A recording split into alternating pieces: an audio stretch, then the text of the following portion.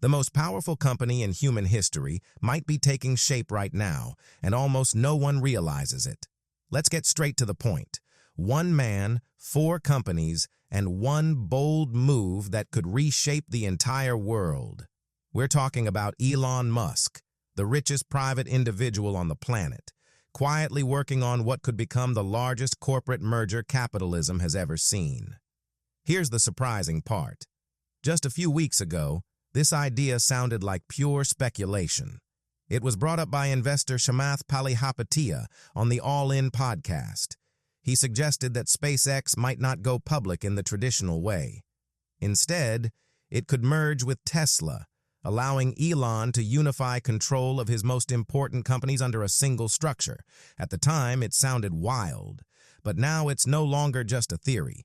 Bloomberg has reported that SpaceX is seriously considering merging with Tesla, XAI, or possibly both, ahead of a potential $1.5 trillion IPO.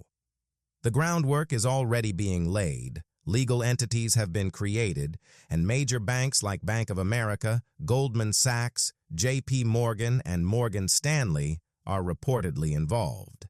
This is no longer speculation, it's in motion. And if you're paying attention, it's important to understand what's really happening because the headlines don't fully capture the scale of it. Let's look at the numbers.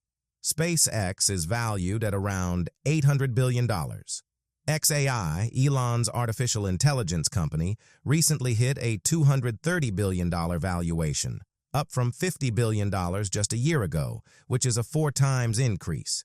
Tesla, meanwhile, sits at roughly $1.5 trillion. Combined, that's approaching $3 trillion in value.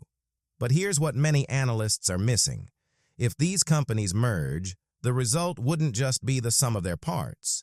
The combined entity could be worth far more because of how these businesses amplify each other. Now let's break it down quickly. SpaceX doesn't just build rockets. It revolutionized space travel. Its Falcon 9 rockets drastically reduced launch costs by making rockets reusable. And then there's Starlink, a network of thousands of satellites delivering internet across the globe, generating billions in revenue. That cash is funding Starship, a next-generation rocket designed to transform space travel entirely. Tesla may be known for electric cars, but it's evolving into something much bigger.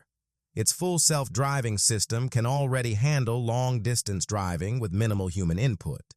This is powered by advanced AI and onboard computing systems that process the real world in real time. That same technology is also driving Optimus, Tesla's humanoid robot, designed to interact with the physical world much like humans do. Then there's XAI, Musk's artificial intelligence company. It's behind Grok, the chatbot integrated into X, formerly Twitter, and is building massive AI systems and supercomputers. These AI systems could eventually power Tesla vehicles, robots, and more, acting as the central intelligence layer across all of Musk's ventures. So you have 3 companies, each powerful on its own. But together, they form something far more significant. There's just one major challenge connecting them all: compute. All of these systems, AI models, self-driving cars, robotics, depend heavily on advanced computing power, especially inference chips. These are the chips that generate real-time responses, whether it's answering a question, guiding a car, or controlling a robot's actions. And solving that bottleneck could unlock the full potential of this entire ecosystem. Here's how it works in simple terms. An AI model is first trained using massive amounts of data. Once that training is complete, the model is deployed on specialized hardware called inference chips. These chips handle real-time interactions, like answering questions, powering chatbots, or helping a self-driving car make decisions instantly. As demand for AI grows, the need for these inference chips is expected to skyrocket. Some estimates suggest we may need up to 1,000 times more of them within the next 5 years. But there's a catch. These chips require enormous amounts of electricity. More power creates more heat, and that heat needs cooling. Cooling systems also consume energy, which generates even more heat. It becomes a cycle that gets harder and more expensive to manage as systems scale. Today's largest AI data centers, massive clusters with up to 100,000 GPUs being built by companies like OpenAI, Google, and xAI, are so power-hungry they need dedicated power plants. In fact, Microsoft is reportedly bringing back the 3 Mile Island nuclear generating station, a site known for the 3 Mile Island accident, just to meet the growing energy demands of AI. That's how serious this has become. The race to dominate AI is no longer just about algorithms, it's about energy. And right now, energy is the biggest bottleneck. Unless, of course, you find a place where energy is nearly unlimited and cooling comes naturally.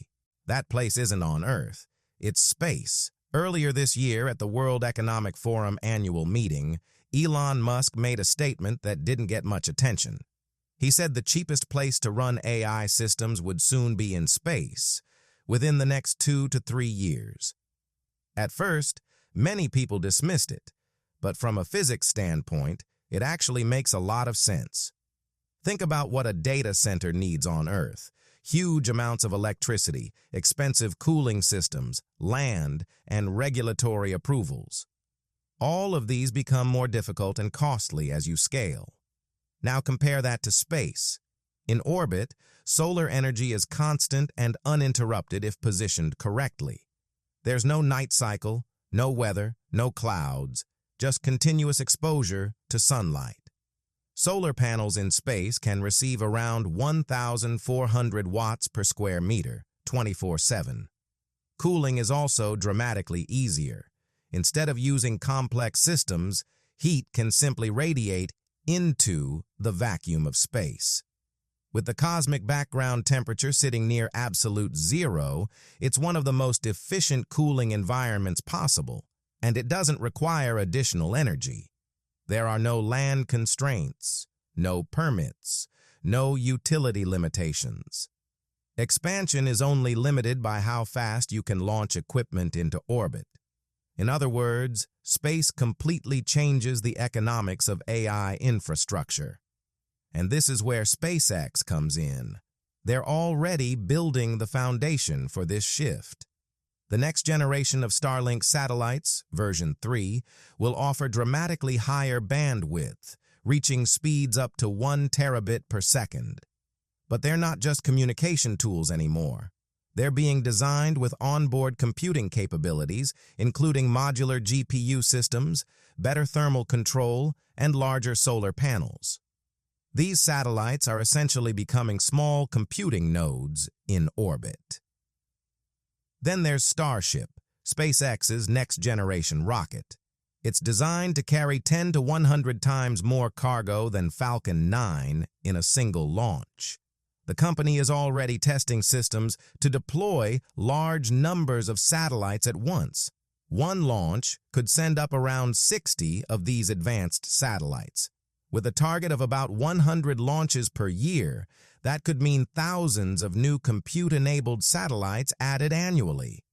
Within a few years, this could scale into tens of thousands of AI-capable satellites, a massive distributed computing network orbiting Earth. Imagine a supercomputer in space, powered by the sun and cooled by the vacuum of the universe itself. Now connect the dots. SpaceX has the rockets, the only fully reusable, cost-effective heavy-lift system currently available. It also has the satellite network, already operating at global scale with Starlink. And that combination could unlock an entirely new era of computing. xAI has the AI models, the systems that need massive amounts of compute to run. Tesla brings the manufacturing power, already producing around 2 million cars per year and aiming for 1 million robots annually. And SpaceX has the rockets and satellite infrastructure. Put all of them together, and this isn't just a car company, a tech company, or an aerospace company anymore. It becomes something completely new, something that has never existed before. Now the big question is, which merger happens first? Right now, prediction markets suggest SpaceX plus xAI has about a 48% chance, while SpaceX plus Tesla is closer to 18%. On the surface, the xAI deal looks easier because both are private companies. No public shareholders, no SEC pressure, no quarterly earnings stress, and no complications from China. Tesla manufactures a large chunk of its vehicles in Shanghai, around 400,000 to 500,000 cars per year, roughly a quarter of its total production. If SpaceX's defense contracts get mixed with Tesla's China operations, regulators like the Committee on Foreign Investment in the United States could step in and potentially block or heavily modify the deal. But here's what most people are missing. Chamath compared a SpaceX plus Tesla merger to Berkshire Hathaway. Warren Buffett built Berkshire by combining different businesses under one system where they strengthen each other, and the total value becomes greater than the individual parts. Elon is basically doing the same thing, just with modern assets. SpaceX brings revenue and capability through rockets and satellites. Tesla brings manufacturing scale and cash flow. xAI builds the intelligence layer that powers everything, and X, Twitter, adds distribution and real-world data. Together, it becomes a powerful flywheel where everything feeds into everything else. The merger structure is also smart. Instead of doing a traditional IPO, SpaceX could directly merge into Tesla. That means Tesla shareholders would suddenly own a piece of SpaceX without the usual IPO process, delays, or heavy banking fees. At the same time, Tesla itself is already changing in a big way. Model S and Model X production is being phased out, and those factories are being converted to produce Optimus robots, targeting up to 1 million units per year. The company is also planning to spend over $20 billion by 2026, showing this isn't a small shift, it's a complete transformation. Tesla is moving away from being just a car company and positioning itself as a core part of the AI-driven future. Now looking at the upside, imagine one company that controls rockets, satellites, AI systems, manufacturing, energy storage, and real-world data collection. That's not just a competitive advantage, it's almost impossible to replicate. Companies like Amazon and Google have some pieces, but no one has the full stack. But the risks are real too. Space-based data centers haven't been proven at scale yet. Radiation in space can damage electronics, space debris increases collision risks, and maintenance would require expensive robotic systems. So the vision is massive, but so are the challenges. In Elon's world, when he says something will happen in 2 to 3 years, it usually ends up taking more like 4 to 6. And even then, nothing is guaranteed, especially at this scale. Any merger involving companies this big would have to pass through serious regulatory hurdles like the SEC, antitrust authorities, and the Committee on Foreign Investment in the United States. Approval isn't automatic. There's also a bigger concern. This would concentrate an enormous amount of power into one company and, realistically, into one person. That makes a lot of people uneasy, and for good reason. What happens if something happens to Elon Musk? What if China takes action against Tesla's operations in Shanghai? What if regulators decide that this level of vertical integration is simply too dominant and anti-competitive? These are real risks, and they can't be ignored. But here's the key idea to focus on. The AI race is no longer just about building better models. It's about infrastructure. AI models themselves are starting to become more accessible. Open-source systems are catching up quickly, and any algorithmic advantage tends to spread fast as researchers publish their work or move between companies. What doesn't spread easily is infrastructure. Things like rockets, satellite networks, energy systems, large-scale manufacturing, and global distribution networks. These take decades to build and enormous amounts of capital to maintain. They're not easy to replicate. In the long run, the winner in AI won't just be the company with the smartest model. It'll be the one that has the most computing power at the lowest cost, backed by the most efficient energy systems. And that's exactly where Elon has positioned himself, by slowly building all the necessary pieces over the past 20 years. Whether the merger happens step by step, starting with SpaceX and XAI, or all at once with Tesla included, the end goal is becoming clear. One unified company that controls the core infrastructure of the AI era, from space all the way down to everyday life. Think about how the system would work. Launch your own satellites. Train AI models in space. Deploy that intelligence into cars, robots, and devices. Collect real-world data continuously. Feed that data back to improve the models. Then repeat the cycle. Each part strengthens the others, creating a powerful loop that keeps improving over time. It might sound like science fiction, but so did reusable rockets landing themselves in the ocean a decade ago. So did mass adoption of electric vehicles. So did self-driving systems handling extreme conditions.